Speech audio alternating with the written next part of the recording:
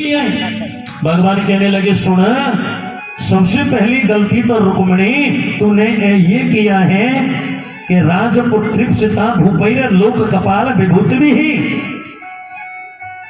आपसे विवाह करने के लिए दुनिया के बड़े बड़े राजकुमार आए, लेकिन आपने सबको छोड़ दिया और आपने मेरे जैसे ग्वारिया के साथ में विवाह कर लिया। बोलो आपको क्या मिला है? भगवान कह रहे हैं रुक्मिणी, आप सोच रहे होंगे कि अजय मैं विवाह तो बिल्कुल नहीं करती, मैंने इसलिए कर लिया कि राजाभ्यो विद्युतः शुभ्रम समुद्रम शरणम गता न। भगवान कह रहे हैं रुक्मिणी, तू सोच रही होगी कि अजय मैं तो विवाह बिल्कुल नहीं करती, पर मैंने विवाह इसलिए कर लिया कि तुम बड़े भारी वीर हो, बड़े भारी योद्धा हो। भगवान बोले यहाँ भी गड़बड़ है, दुनिया के राजाओं के डर के मारे मैं बीच समुद्र में द्वारिका बना करके रहता हूँ। आपने बताइए मेरे से विवाह क्यों किया? भगवान कहने लगे रुक्मिणी, आप सोच रहे होंगे कि अजय मैं तो विवाह बिल्कुल नहीं करती, पर मैंने विवाह इसलिए कर लिया कि तुम देवकी नंदन हो, यशोदानंदन हो, वसुदेव जी के बेटा हो, बाबा नंद जी के बेटा हो। भगवान कहने लगे यहाँ भी गड़बड़ है, आज तक मेरे माँ बाप का ही नहीं पता चला है कि मैं कहां से आया हूं। भगवान ने देखा, बोले अभी तो रुक्मिणी जी को क्रोध नहीं आया। फिर भगवान कहने लगे रुक्मिणी, आप सोच रहे होंगे कि अजय मैं तो विवाह बिल्कुल नहीं करती, पर मैंने विवाह इसलिए कर लिया कि आप बड़े भारी सुंदर हो। भगवान कहने लगे यहाँ भी गड़बड़ है, एक तो काली रात में मेरा जन्म हुआ, मैं काला हो गया और कालिया नाग के साथ में युद्ध करना पड़ गया, उसने अपने विष से मुझे और भी काला बना दिया। बोलो आपने काहे को विवाह किया?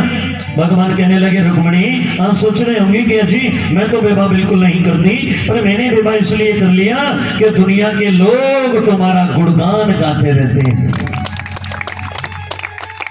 और अंत में पता है भगवान ने क्या कहा? भगवान कहने लगे रुक्मिणी जी अभी कोई बात नहीं है, यदि आप चाहो ना तो मेरे साथ में अभी भी डिवोर्स तलाक ले लीजिए और आपका मैं विवाह शिशुपाल जी के साथ में करा देता हूँ। आप बताइए मैं आपकी बात कर लूं और आप मेरे से तलाक ले लो, मैं आपको छोड़ देता हूँ, आप मुझे छोड़ दो और आपका विवाह शिशुपाल के साथ में करा देता हूँ। इतना सुना, इतना सुनते ही रुक्मिणी महारानी को तुरंत मूर्छा आने लगी और अब तो उसको चक्री आने लगा और धड़ाम से जमीन में नीचे गिर पड़ी। और जैसे ही जमीन में गिरी, भगवान गोविंद ने 4 हाथ धारण कर लिए। मेरे गोविंद ने 2 हाथ से रुक्मिणी जी को महाराज अपने गोद में ले लिया और एक हाथ से पंखा झलने लगे, एक हाथ से पीताम्बर से पसीना पहुंचने लगे और जैसे भगवान ने छींटे लगाए पानी के, रुक्मिणी अरे रुक्मिणी रुक्मिणी, तुरंत रुक्मिणी जी को होश आया। भगवान ने कहने लगे आप तो ऐसे ही नाराज हो रही हो, मैं ऊपर से काला हूं, अंदर से काला बिल्कुल नहीं हूं, आपको मैं कभी भी नहीं छोड़ सकता हूं।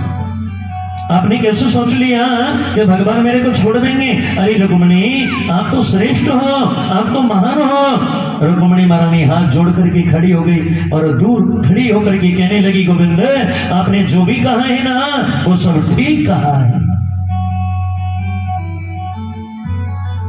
आज रुक्मिणी महारानी भगवान गोविंद को जवाब दे रही है, ध्यान देना है।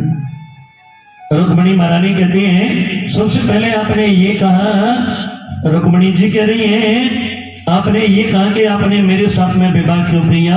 क्योंकि मैं वीर नहीं हूं, मैं दुनिया के राजाओं के डर के मारे बीच समुद्र में रहता हूं। तो रुक्मिणी जी कह रही है सत्यम भयादेव गुणेभ्यः रुक्रमांत्रः सेते समुद्र उपलंबन मात्र आत्मा। रुक्मिणी जी कहती हैं गोविंद सबसे पहले आपने ये कहा कि मैं वीर नहीं हूं, बीच समुद्र में रहता हूं। तो रुक्मिणी जी बोली प्रभु प्रत्येक व्यक्ति का हृदय समुद्र होता है और आप उसी हृदय रूपी समुद्र में रहते हो जिसमें काम क्रोध लोभ मोह अहंकार ये शत्रु जिसके हृदय में होते हैं ना, आप उस हृदय में नहीं रहते हो। और जिसका हृदय स्वच्छ होता है, निर्मल होता है, पवित्र होता है, जिसमें कोई राग द्वेष क्रोध नहीं होता है ना, आप उसी हृदय में निवास करते हो।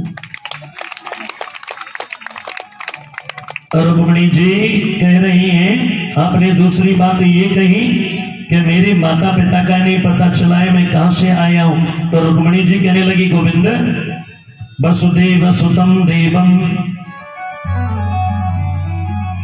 वसुदेव सुतम देवम कंस चाणूरमर्दनम देवकी परमानंदम कृष्णं वंदे जगद्गुरुम।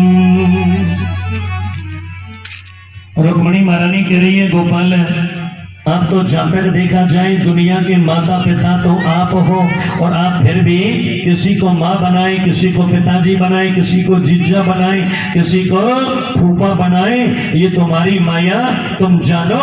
लेकिन जहां तक भी देखा जाए दुनिया के माता पिता तो आप हो गोविंद।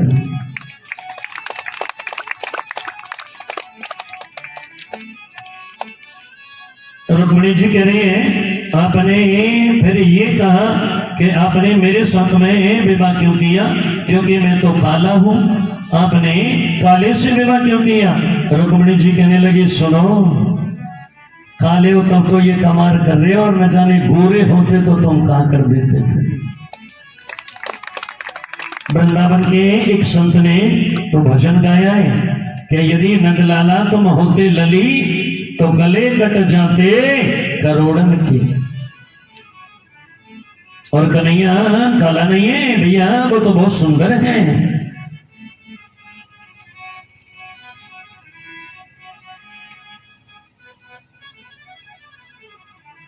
भगवान गोविंद का भाव रूप बड़ा ही सुंदर है। संत तो कहते हैं और